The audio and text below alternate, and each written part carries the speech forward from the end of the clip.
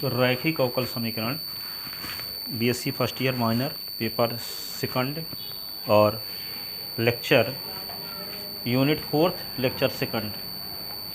तो यह क्या है, लेक्चर सेकंड में हमको ये बताना है, क्या बताना है,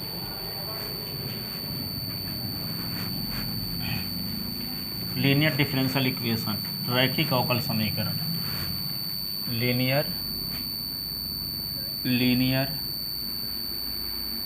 डिफरेंशियल इक्वेशन, रैखिक अवकल समीकरण, रैखिक अवकल समीकरण, रैखिक अवकल समीकरण।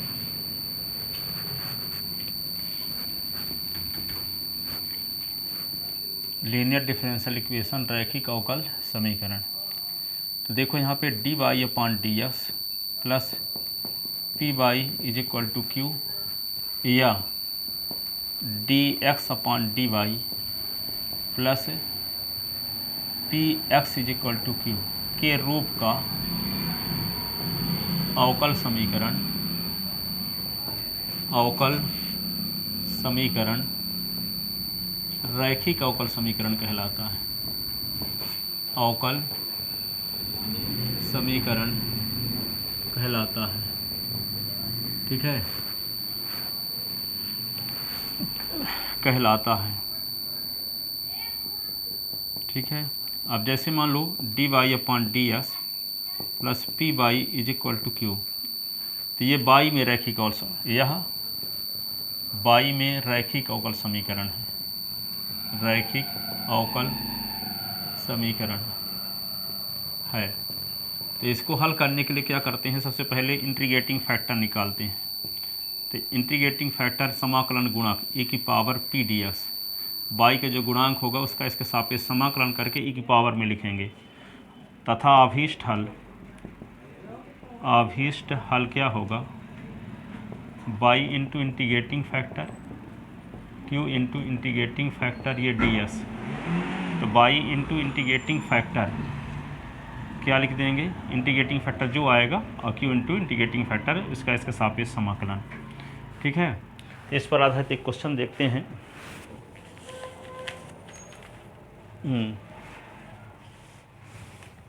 क्वेश्चन क्या है,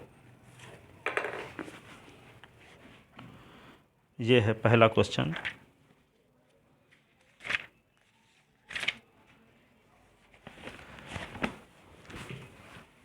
रैखिक अवकल समीकरण, रैखिक अवकल समीकरण हल कीजिए। क्वेश्चन ये है फर्स्ट,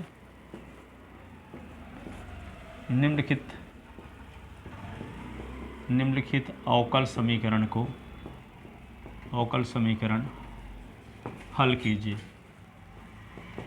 हल कीजिए। तो यहाँ पे क्या है, 1 plus x square d Y upon D x plus 2 x y is equal to 4 x square, इस अवकल समीकरण को हल करना है। तो यहाँ पे देखो मानक रूप इसका होता है D Y upon D S plus P Y is equal to Q. तो D Y upon D S का गुणांक 1 होना चाहिए, लेकिन यहाँ D Y upon D S का गुणांक 1 प्लस एक्स स्क्वायर है। तो पहले यहाँ पे गुणांक 1 बनाने के लिए इस समीकरण में 1 प्लस एक्स स्क्वायर का भाग देना पड़ेगा। फिर d Y upon D S plus P Y is equal to q से तुलना करेंगे, तो वाई का जो गुणांक रहेगा उसको पी कहेंगे और राइट हैंड साइड में जो रहेगा उसको क्यू कहेंगे, ठीक है।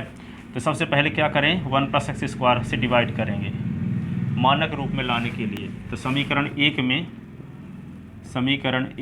में 1 प्लस एक्स स्क्वायर का भाग देने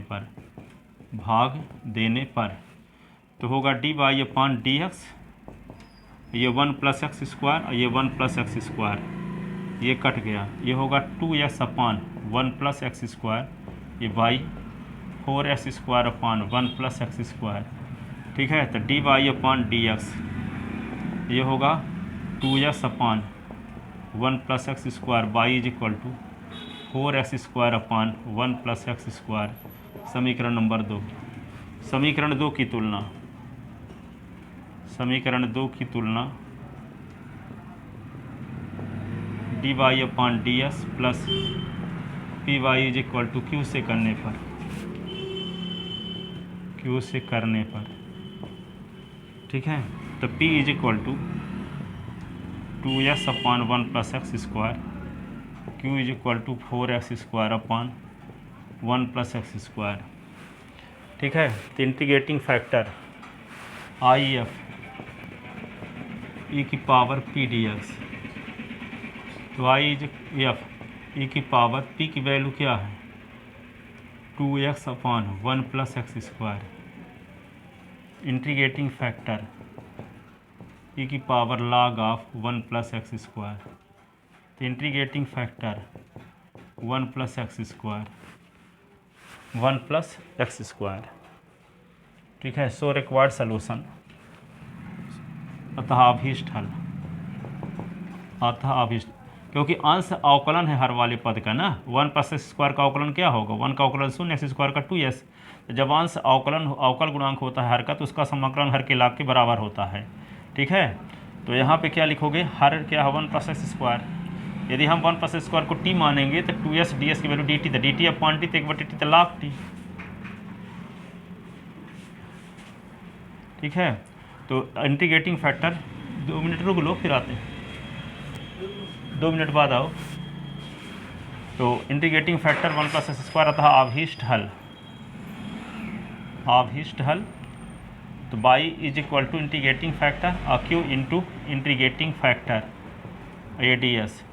तो Y into integrating factor 1 plus x square, Q की वैल्यू क्या है, क्यू की वैल्यू है 4x square upon 1 plus x square और 1 प्लस एक्स स्क्वायर, ये होगा डी एस, ये इससे कट गया।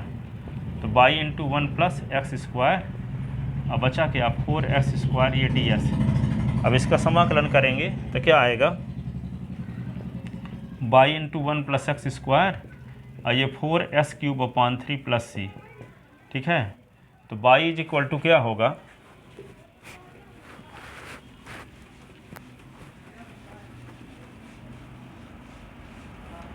By is equal to 4s cube upon 3 into 1 plus x square, c upon 1 plus x square, यही अभीष्ट हल है, यही अभीष्ट हल है, ठीक है। तो ये रैखिक अवकल समीकरण है, इसको हल करने का ये प्रोसेस है, ठीक है।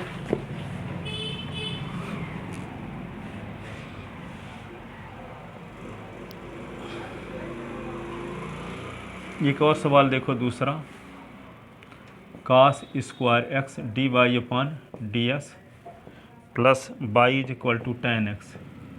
तो क्या करेंगे, कास स्क्वायर एक्स का भाग देंगे दोनों पक्षों में, कास स्क्वायर एक्स का। तो कास स्क्वायर एक्स का भाग देने से क्या आएगा,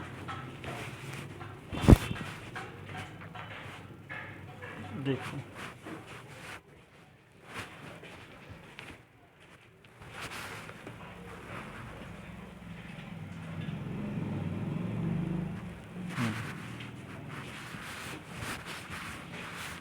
कास स्क्वायर का भाग जब देंगे तो क्या होगा, D Y upon D X और 1 अपॉन कास स्क्वायर एक्स, ये होगा Y tan X upon cos square X.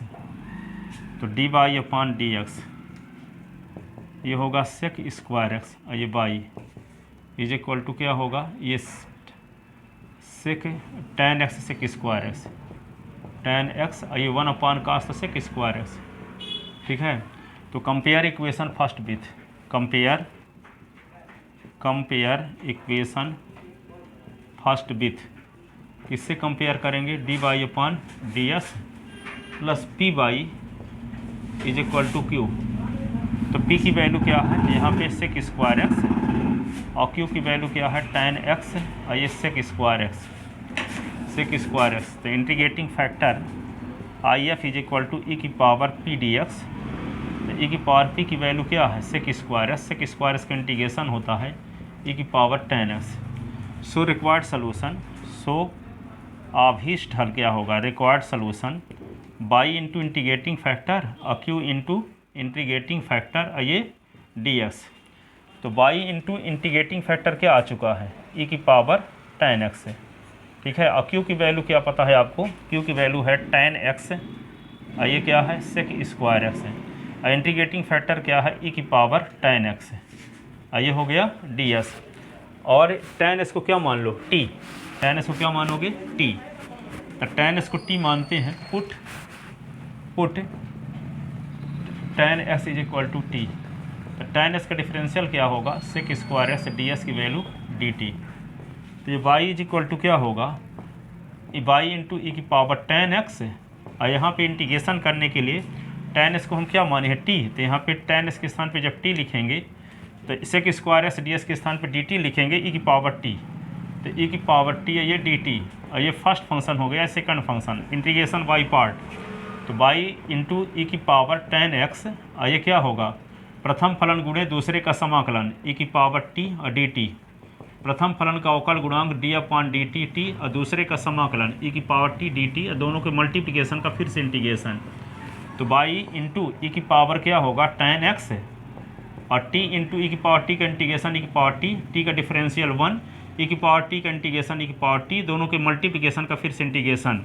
तो क्या होगा y इंटू ई की पावर tan x, ये क्या होगा t, e की पावर t, e की पावर t का इंटीग्रेशन e की power t plus c, e की पावर t कॉमन ले लो, तो y इंटू ई की पावर tan x, और e की पावर t कॉमन लेंगे तो t माइनस 1 बचा प्लस c, और t की वैल्यू रख दो, t किसको माने थे tan x को, तो y इंटू ई की पावर tan x है, और जहाँ t है वहाँ लिख दो e की पावर tan x है, और यहाँ भी t के स्थान पर tan x है, और माइनस 1 प्लस c। अब इसको उस साइड में ले जाओ, तो y की वैल्यू जब निकालोगे तो e की पावर ये tan x है, और e की पावर tan x इधर आया तो अपान में हो गया tan x है, और ये क्या हो गया tan x और माइनस 1 प्लस c अपान भी e की पावर क्या होगा tan x है, और ये वाला इससे कट गया तो बचा क्या, तो y इज इक्वल टू बचा tan x माइनस 1, और ये ऊपर ले जाओगे तो क्या होगा c e की पावर माइनस tan x। तो यही क्या होगा रिक्वायर्ड सोल्यूशन होगा लीनियर डिफरेंशियल इक्वेशन का, ठीक है। तो यहाँ पे dy/ds cos स्क्वायर इसका भाग क्यों दिए, क्योंकि dy/ds का गुणांक एक बनाएंगे।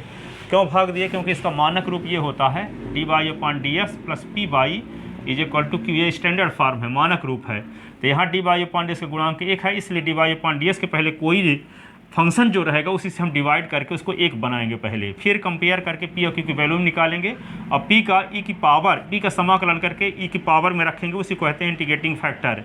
फिर अभीष्ट हल क्या लिखेंगे, by into integrating factor Q into integrating factor ds। तो बाई इंटू इंटीग्रेटिंग फैक्टर ई की पावर tan x है, क्यू की वैल्यू क्या है, ये है क्यू की वैल्यू ये है कि tan s sec square s यहाँ रख दिए, और इंटीग्रेटिंग फैक्टर ई की पावर tan s को t मान लिए। तो यहाँ पे इंटीग्रेशन बाई पार्ट, दो फलन के गुणनफल का अवकलन, इसको प्रथम फलन क्यों मानेंगे, क्योंकि आपको पता है आइलेट रूल, ILATE। तो यहाँ पे क्या है, ये एल्जेब्रिक फंक्शन है t, एक्सपोनेंशियल फंक्शन है कि पावर t, तो पहले एल्जेब्रिक आता है बाद में e आता है, इसलिए एल्जेब्रिक फंक्शन t को फर्स्ट फंक्शन माने, e की पावर t को सेकंड फंक्शन माने। और दो फलनों के गुणनफल के समाकलन का फार्मूला लगा दिए, प्रथम फलन गुणे दूसरे फलन का समाकलन, प्रथम फलन का अवकल गुणांक दूसरे के समाकलन के गुणनफल का समाकलन, ठीक है। ये इसको सिंप्लीफाई करके i की पावर है, लास्ट में यदि बाई में रैखिक अवकल समीकरण है ये, तो बाई की वैल्यू निकालेंगे, वही उसका आंसर कहलाएगा।